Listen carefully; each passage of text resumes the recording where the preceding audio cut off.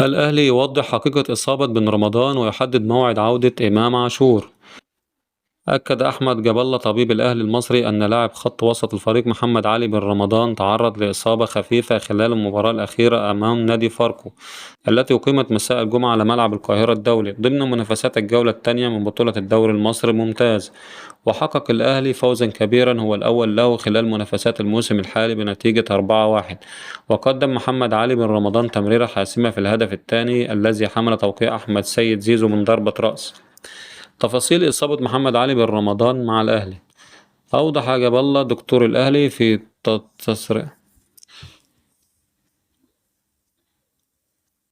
أوضح أحمد جاب الله في تصريحاته عبر موقع النادي الرسمي بقوله الفحوص الطبية التي خضع لها اللاعب أظهرت معاناته من كدمة بسيطة في الركبة، مشددا على أن الإصابة ليست مقلقة ولن تعيق مشاركته في التدريبات أو المباريات المقبلة للفريق. وأشار طبيب الفريق إلى أن بن رمضان سيخضع لفحص طبي جديد قبل انطلاق مران الفريق يوم الاثنين المقبل للاطمئنان بشكل أكبر على سلامته بعد حصوله على العلاج اللازم والتأكد من جاهزيته البدنية المشاركة بصورة طبيعية في التدريبات الجماعية. كما أكد جاب الله أن بن رمضان سيكون حاضرا في قائمة الفريق لمباراة غزل المحلة المقرر إقامتها يوم 25 أغسطس ضمن منافسات الجولة الرابعة من بطولة الدوري المصري الممتاز. موعد عودة إمام عاشور إلى مباريات الأهلي.